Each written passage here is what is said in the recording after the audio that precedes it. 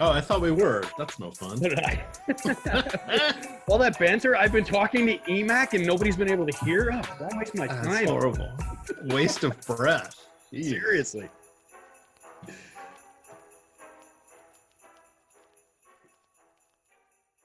It'd be fun to just come in instead of like a Christmas holiday song. They'll come into like Monster Mash or something like that.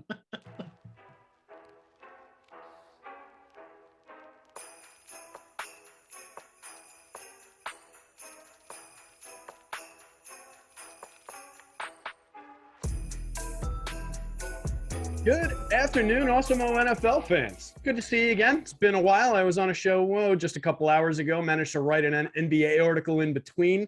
Got a lot of chaos going on across the board in pretty much all sports. We were just talking about it behind the scenes. The NHL scrapped games. We all know that the NFL's moved some around for the weekend. We're here to talk through some NFL stuff for PrizePicks and make some wise decisions. And to guide us through all of that, fortunately, we've got our old pal EMac here. We switched hats a little bit today, EMac, with me hosting and you in the analysis chair. And I think it'll be a fun way to attack the show. And then you and I will be back later on to switch that up and go after the showdown slate. But how you doing, buddy? How's your day going so far? Yeah, absolutely. Well, Eytan had a little technical difficulties there. We were all poised and ready to go. Everyone was in the green room, and then his internet crapped out. So thank you for you guys tuning back into us here. Normally we'll go back to our usual time, but that's what happened there. And we tell PrizePicks we're going to do at least a 25-minute show, and we ran out of time. So that's why we're coming in here. Want to remind all you guys that you can get $100 by using the promo code Awesemo when you sign up at PrizePicks with your first deposit. That will also trigger an event that will get you 30 free days of Awesemo premium content if you are a new user over there at PrizePicks. We've got a lot of fun here today, Terry. You were saying you've already done a show. I've already done a show. I've done a football and a basketball article already. I got another one to go. We're doing a show again tonight. This is wearing many hats on this jumbled up professional sports weekend here heading into the holidays.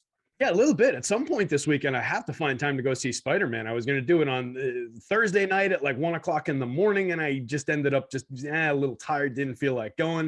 I was going to go last night at 1:45 in the morning, and when I hit midnight, apparently after midnight on Fandango, you can't buy that same night, like next morning/night kind of tickets anymore.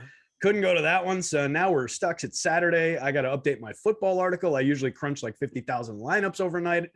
I got to find time to go see Spidey. So I don't know, but we'll figure it out. I'm happy to be here with you going through all this stuff for our great sponsor PrizePicks, like you mentioned there. And guys, make sure that you hit the like and the subscribe button down here somewhere. Give us a little love. Make sure that you're getting all the notifications and all of that good stuff. If you hit the site, we've got some free content up today. Week 15 NFL top stacks, NBA ownership rankings, NHL top stacks, and UFC pro plays. So quite a bit of good stuff up on the site. Since we're a short show, I'm going to take care of a little bit more business real quick, EMac. Bowl season promo. You guys have probably heard it on a few shows right now. We've got college DFS projections. Matt Kajeski and the team cranking those out every single weekend all through the college football season. And now we're focused on the bowl game. So for $25, you can get all of our bowl game coverage. That's 50% off the normal price. You use the promo code BOWL SEASON, BOWL season, all one word, all caps, gets you $25 access to all of our college football projections through all of bowl season. That offer is valid through this coming Wednesday, the 22nd. So make sure you guys take advantage of that. Once again, brought to you by PrizePicks. We'll get into a little bit of the focused plug, but we're going to be talking about PrizePicks picks all throughout this show. So why don't we kind of dive right in, EMac? We went through, picked out a couple of the good ones that we like off the board here. And just starting off from the passing yards section, we've got Kyler Murray going up against a pretty bad Detroit Lions team. It's a 246.5 line on PrizePicks. That is significantly lower than we're seeing at most books. What are you liking about this one? Is that one that you're targeting for PrizePicks here? Yeah, so there's a couple interesting ones here with Kyler Murray. The only rule we really have on PrizePicks is you can only use one player once per card. So you're going to have to pick your favorite one. You can always create another card. Of course, we do questions here, 3, 4, or 5. You can do the flex play, which allows you to get if you don't get all 3, 4, or 5, you get a little something back. And if you do the balls out version, if you do 3, you get 5x. And if you do 5, you get 10x.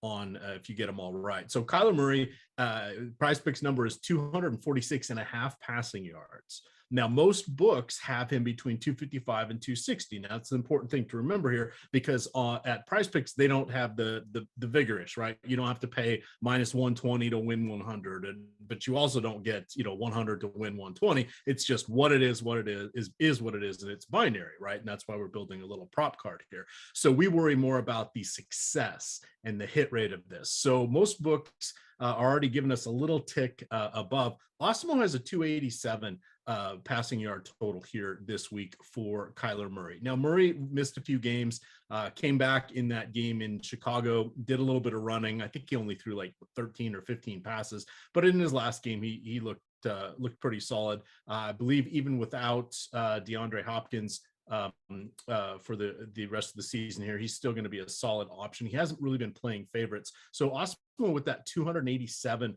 projected yardage total, that gives a 72% chance of success for Murray to reach that 246 and a half number. So this is going to be one of my favorite bets today. The other one that involves Kyler Murray is completions.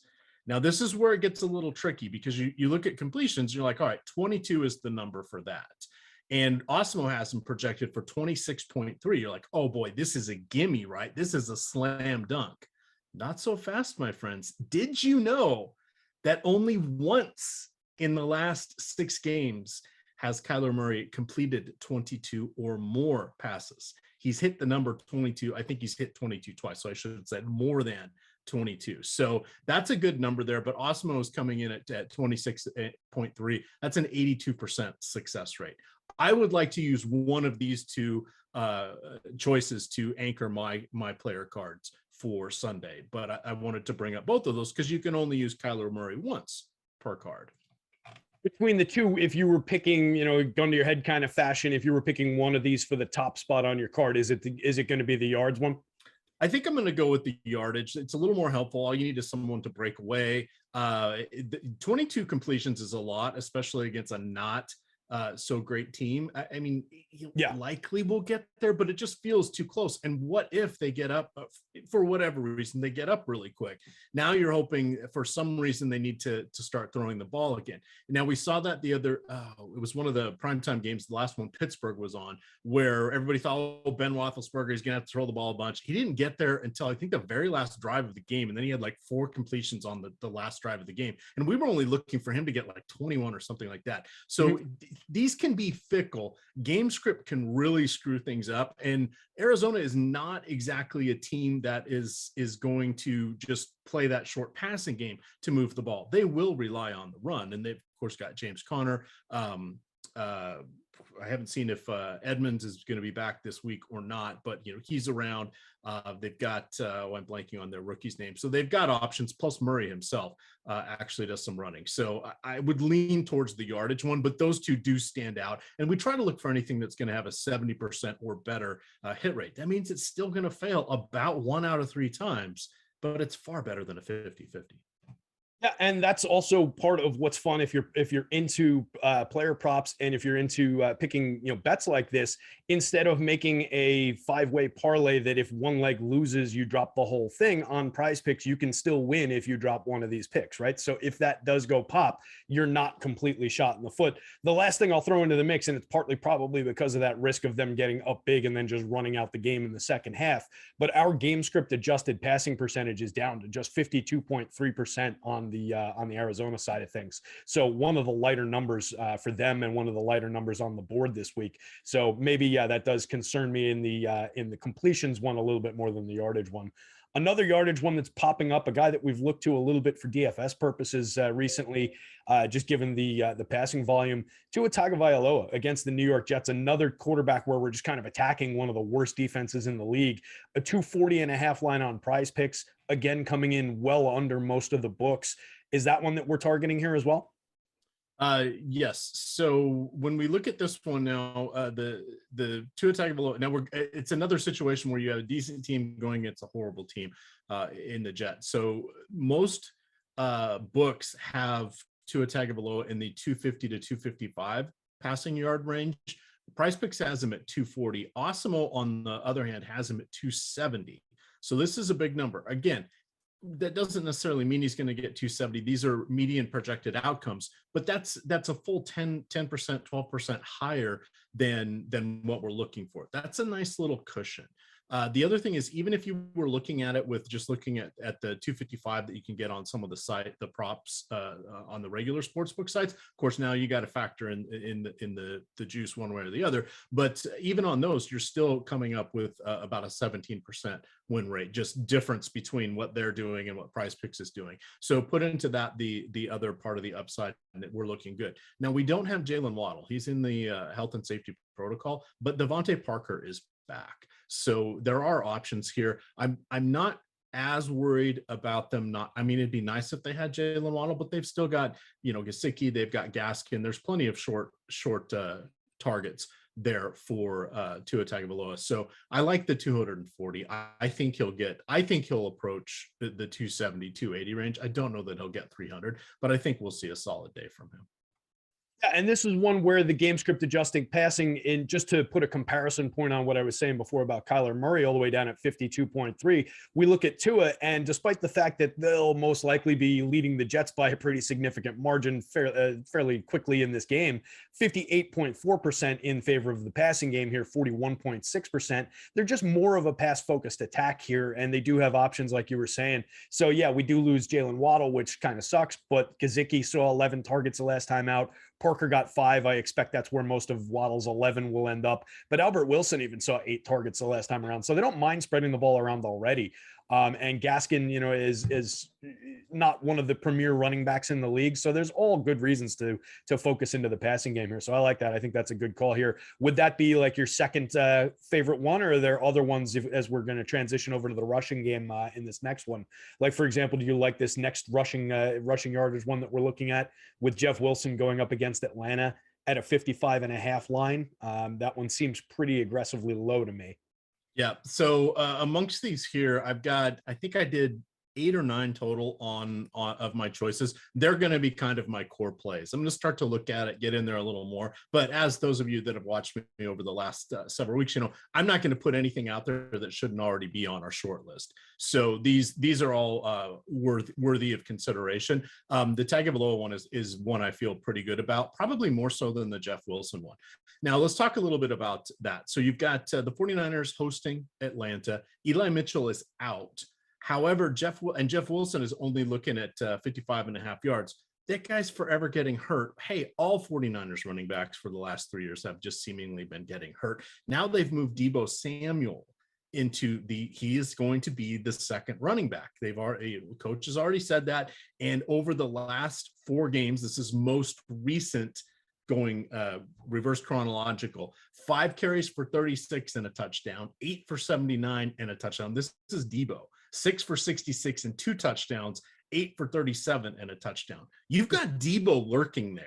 So the one nice thing is we're kind of slating in about 120 rushing yards here for the 49ers. So it still feels pretty good about Wilson, but you need to understand he's probably looking at maybe half the backfield workload. Some's going to go to Deebo. They may put Deebo in there and do some short passing, or they may also give a couple ceremonial handoffs to Kyle Juszczyk or whomever else they're, signing off the couch, which is something it seems that the 49ers are pretty good at doing when it comes to running backs here. But the Jeff Wilson one I think is interesting because Awesemo has him at 70.8%. Now I want to see, again, when we rerun our projections, I want to go make sure, and I've looked at them, and where we're counting Deebo for his yardage and Deebo for his rushing, we're accounting for that. I just want to see one last run of everything coming in, game script, where the point spread is, where everything is, just to make sure that we really are going 70 or a little bit higher there for Jeff Wilson. I've looked at a few other sites. They're closer to in the upper 50s, lower 60s for Wilson. Now, the one thing I will say about the Awesemo projections here is the Awesemo projections are our projections. While they keep an eye on what's going on with the rest of the industry, they're not going to renormalize their data to look and bounce theirs off everybody else's. That's the whole point of coming to Awesemo, is you're getting the stuff coming out of our model. Yes, if something's wildly out of whack, they will look at it. But if they still have sound reasoning for, like if we use basketball, sound reasoning for what they're using for the rotation, the usage, the assist percentage, all that, play of pace, where, who's going to be going against the second unit, all that fun stuff that bakes into it, we're not going to change our projections. You can see a lot of other sites kind of go to a few of the bellwether ones. We're not going to, which is why sometimes it'll feel like our projections may run a little higher or a little lower, right? Because when you do projections, you account for all the yardage or all the points or all the everything in a game. So it's self-contained and capped. But where we're putting it on the different players, that's what we think. And that's what's made Alex and Steve Buzzard and Sean Zahn and countless people behind the scenes, 1-800-EDDIE, that do a phenomenal job with our projections. That's what makes them, get all those six-figure wins. That's what we're getting with Awesemo. So sometimes you'll be like, oh, yours is way different than somebody else's. Good. That's what we want. Yeah, exactly. Because if it's way low, then we don't want the guy. If it's high, then we want to look at the guy, right? Yep, absolutely. And we also don't necessarily want to just be following the crowd with a lot of these things that we're doing. We all know that. So yeah, that's a very good call by you there. And I'll give you one better on the DFS side, and it relates to PrizePicks and analyzing player props. We're also helping you understand how to use these tools and understand what the percentages mean, what the rates mean, and the different things that we're providing. Not necessarily saying like you need to know these specific stats and that's what makes this up. A lot of people ask the question that way. It's more about we're taking care of that part for you. Understand what our numbers mean, understand what the projections mean, how they relate to one another, how they relate to cost and positioning and all of that. So with that said, let me jump back over to the board here real quick. Yes. And we'll take care of a little bit of business here for our great sponsor, PrizePicks. We've been talking about it. We're showing it on the screen. We're building our daily prop-based contest entry here right now. But you guys, you got to understand, when you go to this site, there's no sharks. There aren't optimizers. There aren't mass entries. You're not competing against Alex. You're not competing against Steve or Sean or any of these sharks. You build your 5-player card. It can net you up to 10 times your entry fee. You use your knowledge of multiple sports. You can do cross-sport entries. So if there's something you really like on hockey, if there are any hockey games playing at all this week, I know they're moving a bunch around. But if you like something in hockey, you like something in basketball, and you like something with this NFL slate, you can put that together on one card. So it's not just focused into this one spot. You can use your knowledge across the board. Download it in the App Store, Google Play, or go play on prizepicks.com directly. Use our free player props that we're talking through. They're on OddsShopper. They're also on our NFL betting players tab. Just, it's a great resource. We're telling you which picks to make. That's what we're using to make these things. Use the promo code Awesemo, all caps, $100 match deposit on your match bonus on your first deposit. And like EMac was saying before, that'll qualify you to get a free month of Awesemo Plus Platinum. When you sign up, you make your first deposit. You'll get an email from us most of the time, assuming that all the qualifications go through correctly. It takes about 24 to 48 hours to process. If you don't get that email after 2 days after you sign up, send us an email at support@awesemo.com. We'll get you set up with the promo code. None of this happens automatically. You will have to set up your account with our promo code. So if you don't get that, don't expect that you've got access. That's the key step that we leave out of these reads. Moving on from that, EMac, and I can say that with love from the customer support desk. Moving on with that, a guy you were just talking about in that same San Francisco offense. And since he's going to be getting some attention out of the running back position, what do we think about Deebo Samuel in terms of his receiving yards prop at 41.5 on the PrizePicks board? So this is where I was sort of doing that double check, because we have Deebo Samuel just for our PrizePicks has him at 41.5 yards. So we're thinking, oh my God, he's easily going to get double that. Well, as I mentioned, he's going to spend a fair amount of time in the backfield. Awesemo is projecting him for 69.9 yards.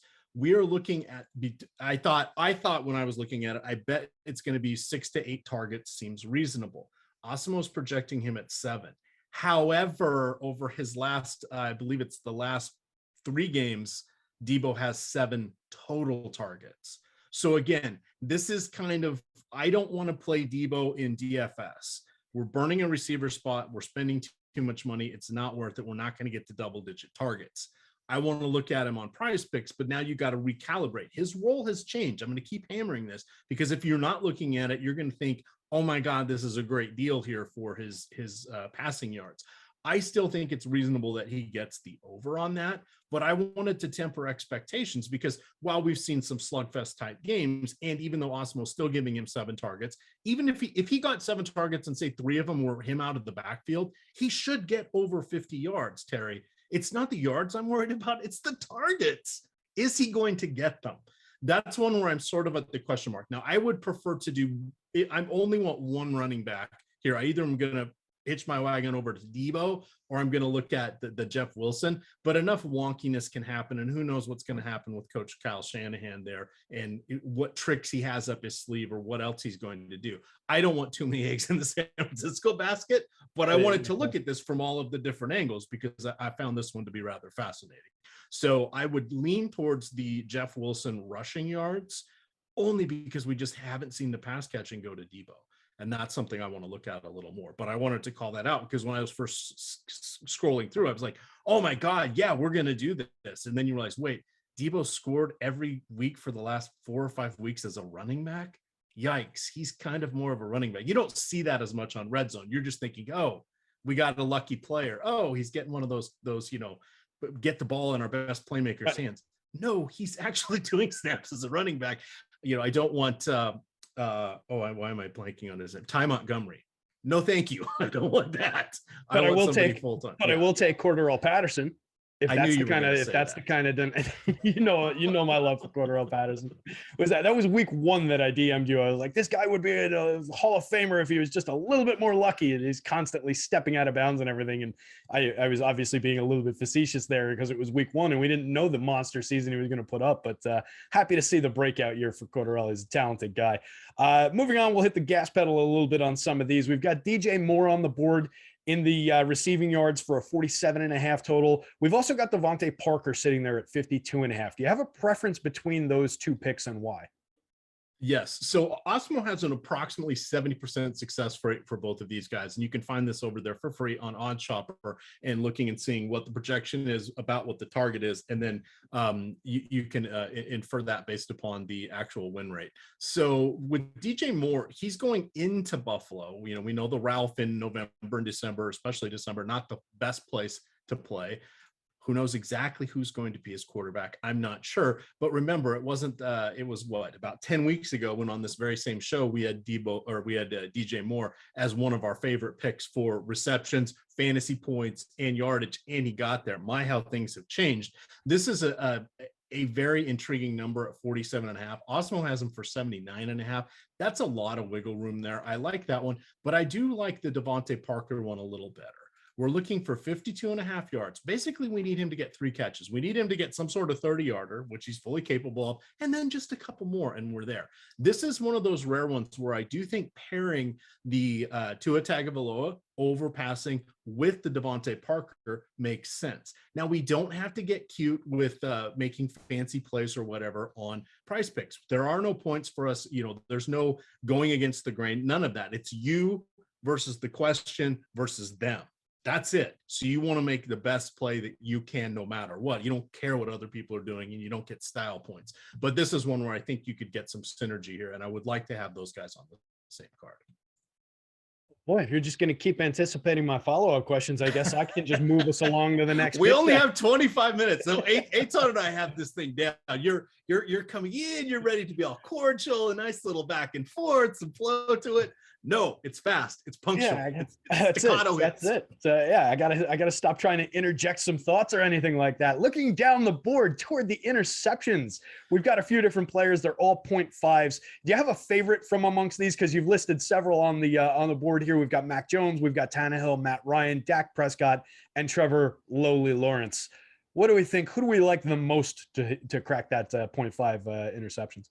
All right. So for this one, it's going to be Trevor Lawrence. While he is going against Houston, while they are a disaster, while his own team is a disaster, we have him at basically a 0.93 is his interception number. So that means he's somewhere between 80 and 90% likely chance of getting an interception. So as Terry and I have talked about there, you take the interception rate of 2.6% or whatever somebody is, and then you apply that to however many attempts you're going to have for them. And then that's the likelihood of their chance of an interception throughout the whole course of a game. The nice thing is this is binary on PrizePicks. It's either a yes or a no. So even if you temper this one down, this is at least probably a 2 out of 3 3 out of 4 that you're going to get the interception. Now, I did some interceptions the 2 shows ago, the last one I was on. None of the 3 guys I said were going to get interceptions did. Why? Because there's still a 1 in 3 chance that they're not going to throw an interception. That is an outcome that is going to happen. But this one I think is kind of nice. If we look at Tannehill, Matt Ryan, and Dak Prescott, they're all right in that 65 to 70% range. And then Mac Jones, if you're playing tonight for Saturday Night Football, he is at 65%. I just found that to be interesting. And amongst all of the different plays that they had out there tonight, that one was my favorite. Ramondre Stevens for fantasy points was kind of interesting. And Jacoby Myers for fantasy points was also interesting. The rest of their Saturday night number lines and questions all looked pretty good. So I wouldn't force that in today, but if you really want something to root for, those would be the 3 I'm looking for in tonight. And then finally wrapping it up. I guess this is still on the same game. So Carson Wentz and Mac Jones for fantasy points tonight. Jones is at 14. Wentz is at 14.5. Awesemo has them for between 16 and 16.5 points. So if you really wanted to make a full card for tonight, those would be the ones along with Jacoby Meyer that I would look at, the overs on all of them. Both teams are coming out of a bye. They both obviously, so that means they've each had 2 weeks to go. But what's his name? Damian Harris is not playing for the Patriots, which means, and I went and looked, just so you go look at Brandon Bolden, you go look at Ramondre Stevenson, their numbers on PrizePicks have already been accounted for that. So if they're even still on the board there. So those were the ones that I looked at. And again, I pulled this first thing this morning, anticipating that earlier show. And PrizePicks is not static. That's the last thing we want to hit on, Terry. They do change their numbers. They can go up or they can go down. So you want to look at things early, and especially if you're doing college football or stuff like that, you can always get the edge with Matt Kajeski and Ben Rossa, et cetera, et cetera. Yep. And as producer Chris points out from behind the virtual glass, it does look like the Ramondre Stevenson one came off the board, might go back up later on. They might be adjusting something. But the Jacoby Myers one was one that I really liked, guy we talked about on the morning show as far as the showdown slate, guy that you and I are definitely going to focus on later on the evening showdown slate. But I grabbed the wild card. I promised you I'd throw a wild card at you that you weren't expecting here. And that comes from the fantasy point range as well. And it comes from my New York Giants and our stand tall quarterback, Mr. Mike Glennon. What do you think about 10.5 fantasy points for Mr. Mike Glennon to round us off? So Mike Glennon has actually, he was on my short list for this and I just couldn't get there. So I've talked about him the two weeks on this show, and he didn't quite get there each week. I would still take the over on this one. He's still a remotely capable quarterback. It doesn't take a lot to get there. I had bet his yardage props, and I believe it was like 205 one week and like 193 the other week. And I think he missed on both of them. And he got close one week, but no dice. Because he got close. He was approaching it in the first half and then petered out the rest of the game. So it's one of those where it could be disappointing, but I still would take the over on that one. Yep, I'm with you on that. I take it by a neck. Oh, I see what you did there. 13.89 projection on Awesemo's board for if we're doing it by FanDuel points. So yeah, I'm with you. I would take that one there. That brings us up to the end, though. We're out of time on this one, guys. Stick around. A lot of stuff coming up. 5 to 6 NBA deeper dive with Eytan and RinPack. 6 to 7:30 Greg and Matt LaMarca taking you right up to lock for the NBA. And then the two of us, EMac will be hosting. I'll be in the analysis chair coming back 7:35 to 8:15. That's a weird schedule for the NFL Showdown slate later on. We'll catch you then.